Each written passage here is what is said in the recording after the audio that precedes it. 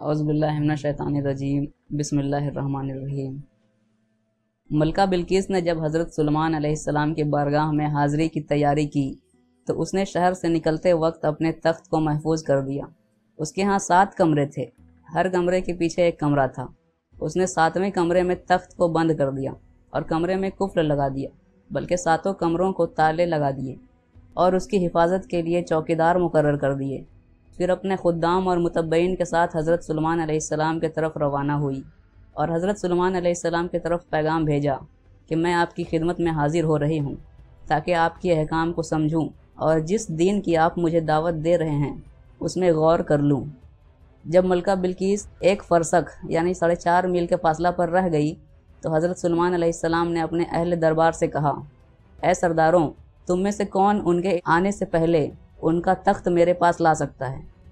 ایک بڑے دیو ہیکل جن نے کہا کہ آپ کی مجلس برخاست ہونے سے پہلے اس کا تخت لا کر حاضر کر دوں گا۔ اس کے بعد قرآن مجید میں ہے، جس شخص کے پاس کتاب کا علم تھا اس نے کہا، میں آپ کی پلک جھپکنے سے پہلے اس تخت کو آپ کے پاس لا کر حاضر کر دوں گا۔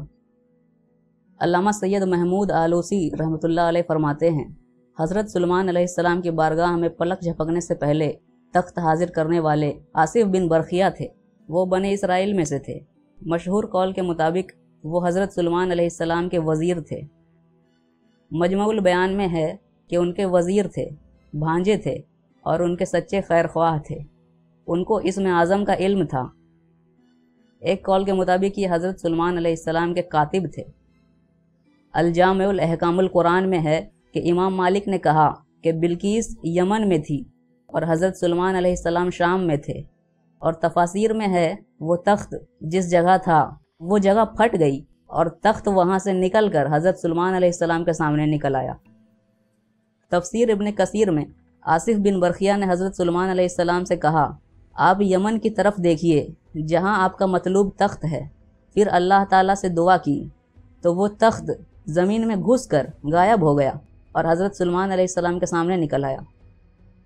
مفسرین اکرام فرماتے ہیں، جس طرح ہماری شریعت میں اللہ تعالیٰ اپنے ولی کی آنکھ ہو جاتا ہے اور اس کے ہاتھ اور پیر ہو جاتا ہے اور وہ اللہ کی صفات کا مظہر ہو کر تصرف کرتا ہے، اسی طرح حضرت آصف بن برخیہ نے بھی اس تخت پر تصرف کیا۔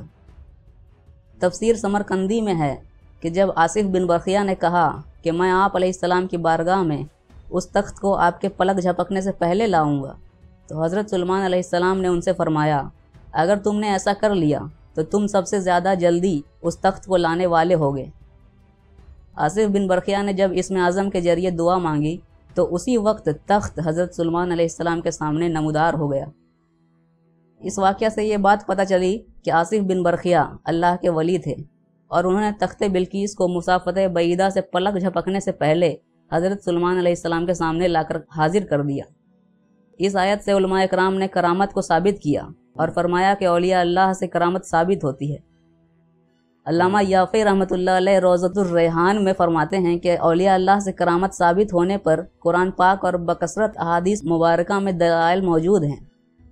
قرآن پاک میں موجود حضرت مریم علیہ السلام کے پاس سے بے موسم پھل آنے والا واقعہ، حضرت مریم علیہ السلام کے کھجور کے سوکھے ہوئے تنے کو ہلانے پر پکی ہوئی عمدہ اور تازہ کھجوریں گرنے کا واقعہ، اصحاب کہف رضی اللہ عنہ کا غار میں سینکڑوں سال تک سوئے رہنے کا واقعہ، اور حضرت آصف بن برخیہ کا پلک جھپکنے سے پہلے تخت لانے والا واقعہ ولی اللہ سے کرامت ظاہر ہونے کی مدلل دلیل ہے۔ بعض مفسرین نے فرمایا کہ آصف بن برخیہ نے روحانی طاقت سے بلقیس کے تخت کو ملک سبا سے بیت المقدس تک حضرت سلیمان علیہ السلام کے محل میں کھینچ لیا، اور وہ تخت زمین کے نیچے نیچے چل کر لمحہ بھر میں ایک دم حضرت سلیمان علیہ السلام کی کرسی کے قریب نمودار ہو گیا۔